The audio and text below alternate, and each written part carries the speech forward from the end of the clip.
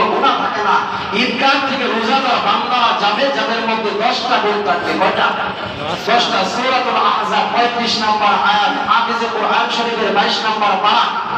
আল্লাহ রাব্বুল আলামিন বলেন, ইন্নাল মুসলিমিনা ওয়াল মুসলিমাতি ওয়াল মুমিনিনা ওয়াল মুমিনাত ওয়াল কানিতিনা ওয়াল কানিতাত ওয়াস সাদিকিনা ওয়াস সাদিকাত ওয়াস সাইমিনা ওয়াস সাইমাত ওয়াল হাফিদিনা ফুরুজাহুম ওয়াল হাফিজাত আ'আদ্দাল্লাহু লাহুম মাগফিরাতাও ওয়া আজরান আযীমা। রব্বুল আলামিন বলেন, মুমিন মুসলিম আত্মসমর্পণকারী নারী, আত্মসমর্পণকারী পুরুষ, মুমিন নারী, মুমিন পুরুষ, ধৈর্যশীল নারী, ধৈর্যশীল পুরুষ, সদকা করনেওয়ালা নারী, সদকা করনেওয়ালা পুরুষ। এরপর রব্বুল আলামিন বলেন, আস-সাইমিনা ওয়াস-সাইমাত,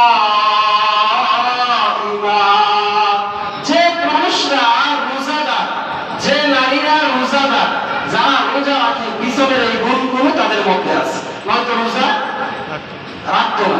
রব্বুল আলামিন বলেন, এই 10 গুণ যাদের মধ্যে আছে, আ'আদ্দাল্লাহু লাহুম মাগফিরাতাও ওয়া আজরান আযীমা, যত বড় পাপ থাকুক সব পাপ মোচন করে দিয়ে ঈদগাহ মাঠ থেকে আমি তাদেরকে বাড়ি ফিরে রাখি। আমার ইবাদতগুলো কবুল করে নেন। আমি তো বড় দুর্বল, অসহায়, কমজোরি। আল্লাহ আমার এই ইবাদতগুলো কবুল করে নেন। আল্লাহর এই বুজুর্গ বলেন, আগামী 6 মাস পর্যন্ত এই দোয়া করা, বাকি 5 মাস আবার আগামী রমজান যেন পাই, এই জন্য আল্লাহ তাআলার কাছে দোয়া করা। আর আমাদের তো খেয়ালই থাকে না, স্মরণই থাকে না, মনেই থাকে না। ঈদ মানে হই হুল্লোড়, আনন্দ উল্লাস। অথচ আল্লাহ তাআলা কি বলেন, ওয়ালিতুকাব্বিরুল্লাহা আলা মা হাদাকুম ওয়া লাআল্লাকুম তাশকুরুন। ঈদের মাঠে একত্রিত হয়েছি শুকরিয়া আদায় করার জন্য। রমজান মাস আমরা হায়াতের জিন্দেগিতে পায়া কিছু ইবাদত করতে পেরেছি। ওয়া লাআল্লাকুম তাশকুরুন, শুকরিয়া আদায়ের জন্য আমরা আসছি। দীর্ঘ 1 মাস মেহনত করেছি, পরিশ্রম করেছি, দিনের বেলা রোজা রেখেছি, রাতের বেলা দাঁড়া দাঁড়া লম্বা সময় নামাজ পড়েছি। এই দীর্ঘ 1 মাস কঠিন পরিশ্রম করার পর হাদিসের মধ্যে আছে, মুসলমান মুমিন বান্দারা তারা তাদের প্রাপ্য জাযা রেজাল্ট পাওয়ার জন্য ময়দানে মাহশরে হাজির হয়। সুবহানাল্লাহ। তাহলে এবার বলেন, ওই যে শায়ের বলল যে ঈদ তো তার জন্য না যে নতুন জামা কাপড় পরছে, তার জন্য তো ঈদ না, ঈদ তো তার জন্য যে জীবনের গুনাহ মাফ করাই দিতে হবে। আজকে আমরা যারা ঈদের ময়দানে আসছি জাযা নেওয়ার জন্য, মানে সারা মাস কামলা করছি, এখন আসছি বেতন নেওয়ার জন্য, এটা হলো খাস বাংলা কথা। কাজের লোক যদি কাজ না করে, কোন মুমিন মালিক তাহলে বেতন দিব? তাহলে আজকে যারা রোজা না রেখে ভালো ভালো জামা পরে ঈদের ময়দানে হাজির হয়েছে, এদের কি হালত? হাদিসের মধ্যে পরিষ্কার আসছে, আল্লাহ তাআলা ফেরেশতাদেরকে ডাক দিয়ে বলে, কি ব্যাপার এই সময় এরা এই ময়দানে হাজির হয়েছে কেন? এখন তো কোনো নামাজের ওয়াক্ত না।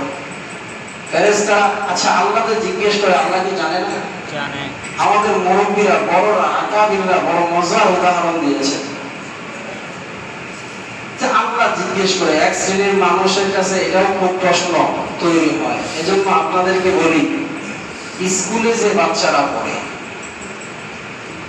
স্কুলে যে বাচ্চারা পড়ে, এই বাচ্চাদেরকে স্যার অনেক সময় জিজ্ঞেস করে না, অনেক কিছুই জিজ্ঞেস করে। উদাহরণস্বরূপ আমি একটা বলি, যে আম বানান করো, কলা বানান করো। আচ্ছা স্যার যে জিজ্ঞেস করে আম বানান করো, সয়াম ও আম, এটা কি স্যার জানে না? তারপরে জিজ্ঞেস করে কি জন্য? ছাত্রটার উন্নতি করার জন্য, ছাত্রটার রেজাল্ট যেন ভালো হয় এই জন্য, ছাত্রটা যেন ভালো করে এই জন্য, অনেক কথা। আল্লাহ তাআলাও ফেরেশতাদেরকে জিজ্ঞেস করে এই জন্যই। সুবহানাল্লাহ। আল্লাহ তাআলা ফেরেশতাদেরকে জিজ্ঞেস করে, এরা এই জায়গায় একত্রিত হয়েছে কেন? ফেরেশতারা বলে যে আল্লাহ, এরা একত্রিত হয়েছে দীর্ঘ 1 মাস সিয়াম সাধনা পালন করছে, আজকে তার জাযা নেওয়ার জন্য আসছে।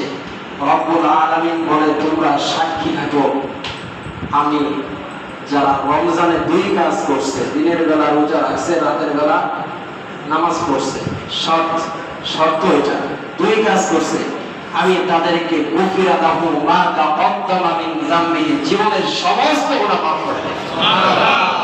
আরেক হাদিসের মধ্যে আসছে, খাওয়ালাদাতহু উম্মুহু, যেমন মা তার সন্তানকে প্রসব করে কোনো গুনাহ থাকে না, ঈদগাহ থেকে রোজাদার বান্দারা যাবে, যাদের মধ্যে 10টা গুণ থাকবে। কয়টা?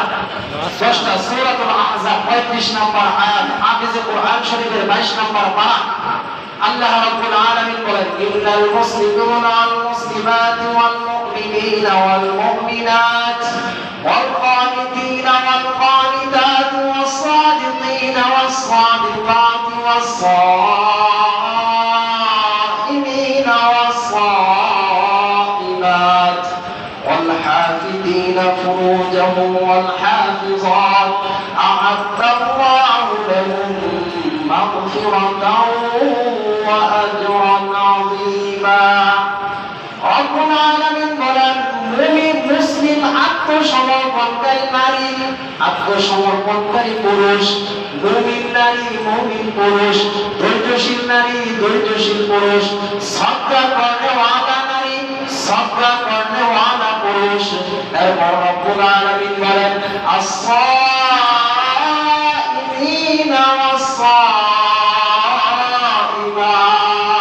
যে পুরুষরা রোজাদার, যে নারীরা রোজাদার, যারা রোজা রাখে, পিছনের এই গুণগুলো তাদের মধ্যে আছে, নয়তো রোজা রাখতো না।